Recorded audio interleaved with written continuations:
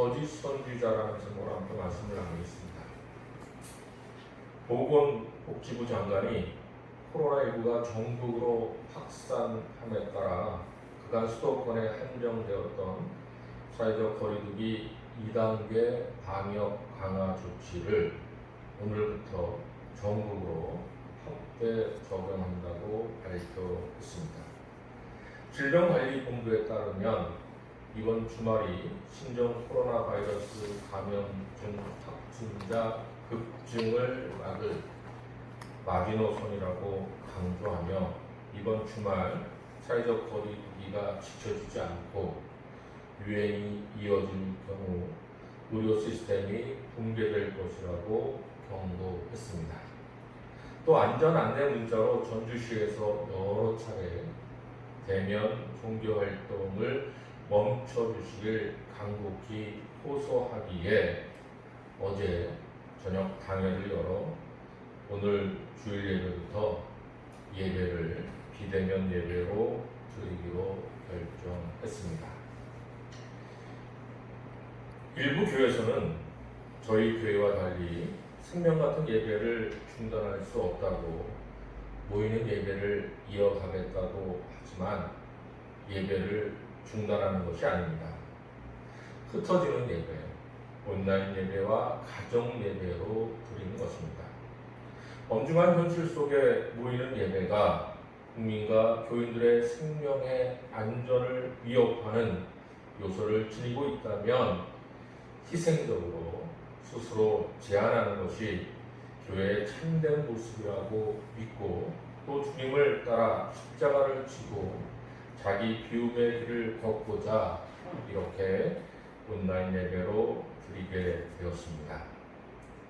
솔직히 목사로 텅 빈 예배당을 보며 또 9월 둘째 주일이면 창립주일인데 그 생각을 하면 가슴이 찢어지는 애통함을 금할 수 없습니다.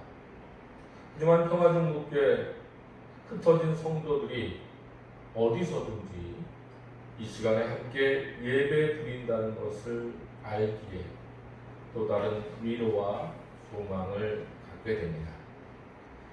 사랑하는 평화중국교회 성도 여러분, 코로나 종식을 위하여 이 땅을 위하여 계속해서 기도해 주시고 예배 회복과 창립주의를 위해 그날은 온 성도들이 함께 모여 예배 드릴 수 있도록 기도해 주시기를 바랍니다.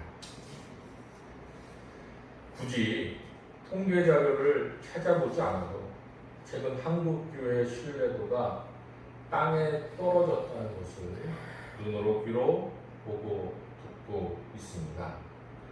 얼마 전 인터넷을 보니 서울 성북구 사랑제일교회 근처 식당에서 교회 다니는 분들은 식당 방문을 삼가달라는 안내문을 출입구에 붙인 식당 사진이 여럿 올라온 것을 보았습니다.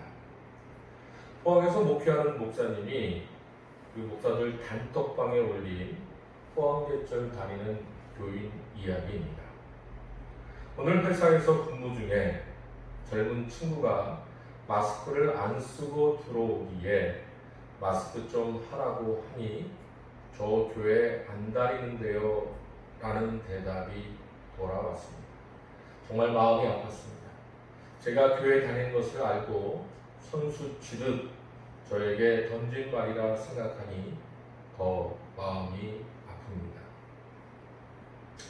목회 데이터 연구소 추가 리포트를 보니 이번 코로나19 확산의 가장 큰 원인이 무엇인지 질문한 결과 53%가 종교 집회 등 대규모 모임 또는 단체 활동이라고 대답하고 지속적인 해외 입국자에 대한 전파는 16%였다고 합니다. 그러니까 우리 국민 절반 이상이 코로나19 확산의 주 원인자로 교회 등 종교단체를 지목하고 있고 그래서 교회에 대한 시선이 곱지 않음을 알 수 있습니다. 이러한 때 우리 교단 총회장이 공동대표로 있는 한국교회 총연합회 한교총이라고 하는데, 지난 8월 18일 대국민 사과문을 발표했습니다. 최근 몇 교회가 방역 수칙을 준수하지 않고 교회들과 지역사회 감염 확산 통로가 된 것 깊이 사과드립니다.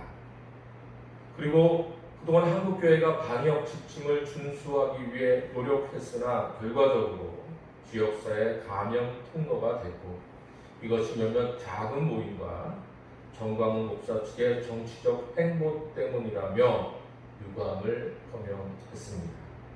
또한 사랑제일교회 교인 방문자들을 향해 방역에 협조하라고 전하며, 정광훈 목사의 사랑제일교회는 본연의 종교활동을 넘어서 정치 집단화되었다는 점을 안타깝게 여기고 조속하게 교회의 본 모습으로 돌아오기를 바란다고 덧붙였습니다.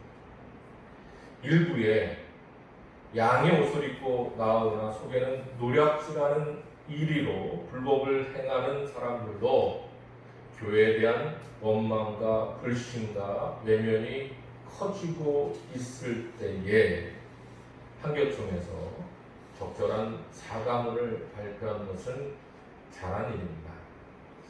그러나 더 나아가 우리 스스로 목사와 교회와 성도들이 어떠해야 하는지 분명히 마음에 새겨야 할 때입니다.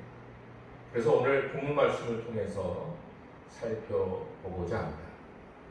오늘 본문은 예수님께서 산상수훈 말미에 거짓 선지자를 조심하라 말씀하시며, 그들이 비록 주여 주여 하며 주의 이름으로 선지자 노릇하고 주의 이름으로 귀신을 쫓아내며 많은 권능을 행할지라도 그들은 불법을 행하는 양의 옷을 입고 속에는 노략질하는 이리일 뿐이라고 말씀하십니다. 그리고 그들을 분별하기 위해서는 열매를 보라고 말씀하십니다. 귀한 설교 시간에 누구를 비난하려고 하는 것은 아닙니다. 하지만 우리 주위에 있는 거짓 선지자를 열매를 통하여 분별해야 하며, 그러기 위해 분명한 기준이 있어야 합니다. 그리고 스스로도 삼가고 또 주위 사람에게도 충고할 수 있어야 합니다. 먼저 교회의 사명은 목사든 성도든 세상에서 빛으로 소금으로 사는 삶입니다. 마태복음 5장 13절에서 16절에 이렇게 말씀합니다. 너희는 세상의 소금이니 소금이 만일 그 맛을 잃으면 무엇으로 짜게 하리요? 후에는 아무 쓸데없어 다만 밖에 버려져 사람에게 밟힐 뿐입니다. 너희는 세상의 빛이라. 산 위에 있는 동네가 숨겨지지 못할 것이요 사람이 등불을 켜서 말 아래 두지 아니하고 등경 위에 두나니 이러므로 집안 모든 사람에게 빛이 느리라. 이같이 너희 빛이 사람 앞에 비치게 하며 그들로 너희 착한 행실을 보고 하늘에 계신 너희 아버지께 영광을 돌리게 하라. 거짓 선지자를 삼가기 위해서는 그들이 빛과 소금의 열매를 맺고 있는지 분별해야 하며, 우리 또한 빛과 소금의 열매를 맺는 삶을 살아야 합니다. 빛이 그 빛을 비추기 위해서는, 소금이 그 맛을 내기 위해서는 반드시 소금이 녹아 없어지는 희생, 빛이 기름을 태우는 헌신이 있어야 합니다. 그 희생과 헌신을 통하여 빛이, 소금이 제 역할을 하는 것입니다. 주님도 십자가의 희생을 통하여, 피 흘리는 헌신을 통하여 우리를 구원하셨습니다. 십자가의 희생과 헌신을 위해서 때론 욕먹고 매맞고 침묵도 하시고, 그렇게 십자가를 지시고 죽으심으로 하나님과 세상의 화해의 길을 이루셨습니다. 최근 코로나19로 홍수 등으로 세상이 근심하고 염려할 때 누가 스스로 희생하고 헌신하며 하나님의 의를 이루고 있습니까? 누가 의료 현장에 마지막까지 남아 환자를 돌보고 있습니까? 누가 수제 현장으로 달려가 그들의 아픔을 위로하며 구제하기 위해 스스로 절제를 아끼지 않습니까? 누가 하나님이 이루실 일을 사모하며 겸손히 무익한 종의 역할을 감당하고 있습니까? 어렵고 힘들 때 누가 더 가지려고 욕심부리고 거짓 소식과 가짜 뉴스의 홍수 속에 누가 더 쓸데없는 주장으로 눈과 귀를 가리고 있습니까? 누가 양의 옷을 입고 있지만 속에는 노략질하는 이 일이입니까? 빛과 소금기에 자기 몸을 태우고 녹이는 이가 누구인지 분별해야 합니다. 요한복음 6장 1절 이하를 보면 예수님께서 보리떡 5개와 물고기 2마리로 5,000명을 먹이시는 이야기가 나옵니다. 그리고 14절 15절에 그 사람들이 예수께서 행하신 이 표적을 보고 말하되 이는 참으로 세상에 오실 그 선지자라 하더라. 그러므로 예수께서 그들이 와서 자기를 억지로 붙들어 임금으로 삼으려는 줄 아시고 다시 혼자 산으로 떠나가시니라 말씀합니다. 배고픈 5,000명을 배부르게 먹이신 예수님을 보고 사람들이 임금으로 삼으려 하자 예수님은 그들을 피하여 혼자 산으로 가셔 기도하셨습니다. 만왕의 왕으로 오신 예수님은 사람을 배부르게 하는 임금이 되려고 하시지 않았습니다. 예수님은 마태복음 22장 21절에 가이사의 것은 가이사에게 하나님의 것은 하나님에게 바치라 말씀하셨습니다. 사랑하는 평화중국교회 성도 여러분, 목사와 교회와 성도들의 사명은 그 삶의 열매는 땅끝까지 이르러 복음을 증거하는 사명이며 불령의 열매를 맺는 일입니다. 목사의 고백은 내가 달려갈 길과 주 예수께 받은 사명 곧 하나님의 은혜의 복음을 증언하는 일을 마치려 하면은 나의 생명조차 조금도 귀한 것으로 여기지 아니하노라 여야 합니다.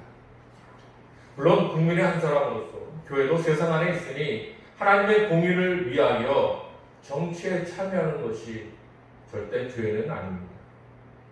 한국의 근대화와 민주화에 교회의 역할이 분명히 있었습니다. 하지만 목사와 교회와 성도의 본분은 복음을 증거하는 일이며 그 일을 위해 빛과 소금으로 사는 일임을 잊지 말아야 합니다.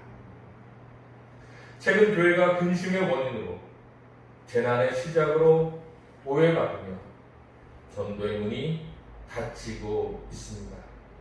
일부가 그런 빌미를 제공하고 있는 현실입니다. 이러한 때 거짓 선지자를 삼가라는 주님의 말씀에 귀를 기울여야 합니다. 십자가를 지는 마음과 자세로 빛과 소금으로 살아야 합니다. 세상을 바꾸어야 하지만 우리에게는 오직 복음으로 그 일을 감당해야 합니다. 그러기에 우리가 주님을 잊지 마십시다. 오직 주님의 은혜로만 살 수 있고 모든 일을 감당할 수 있음을 기억하십시다. 끝으로 캐롤 윈버가 쓴 나는 기독교인이에요 라고 말할 때 라는 글로 설교를 마치겠습니다. 나는 기독교인이에요 라고 말할 때 난 구원 받았다라고 외치는 게 아니에요. 난 가끔 길을 잃어요. 그래서 이 길을 택했어요 라고 말하는 거예요. 나는 기독교인이에요 라고 말할 때 교만함으로 이렇게 말하는 것이 아니에요. 발을 헛디뎌 비틀거려서 하나님께서 나의 인도자가 되길 바란다고 고백하는 것이에요. 나는 기독교인이에요 라고 말할 때 강하다는 것을 드러내는 것이 아니에요. 내가 약해서 계속할 수 있는 힘을 달라고 기도한다고 말하는 것이에요. 나는 기독교인이에요 라고 말할 때 성공했다고 자랑하는 것이 아니에요. 내가 실패해서 결코 빚을 다 갚을 수 없다고 인정하는 것이에요. 나는 기독교인이라고 말할 때 모든 것을 다 안다고 생각하는 것이 아니에요. 나는 혼돈에 처해 있어서 겸손하게 가르쳐 달라고 요청하는 것이에요. 나는 기독교인이라고 말할 때 내가 완벽하다고 주장하는 것이 아니에요. 내 결정이 너무나 뚜렷하지만 하나님께서 내가 그럴 만한 가치가 있다고 믿는다는 것입니다. 나는 기독교인이라고 말할 때 나는 뼈아픈 고통을 여전히 느끼고 내 마음이 아파서 그래서 하나님의 이름을 구하는 것이에요. 나는 기독교인이라고 말할 때 나는 판단하려는 것이 아니에요. 내게는 그럴 권한이 없어요. 내가 사랑받는다는 사실 그 하나만을 안다는 것이에요. 기도하겠습니다. 고마우신 아버지 하나님, 이 땅을 긍휼히 여겨 주옵소서. 한국교회를 불쌍히 여겨 주옵소서. 교회가 교회 사명, 목사와 성도들이 그리스도인의 사명을 바로 깨닫고 언제 어디서든지 빛과 소금으로 십자가를 지며 복음을 증거하는 삶을 산 우리 모두가 되게 하여 주옵소서. 흩어져 예배드리는 성도들의 예배를 기뻐 받아주시고 예배를 통해서 위로와 소망을 체험하게 하여 주옵소서. 예수 그리스도의 이름으로 기도드립니다. 아멘. 찬송가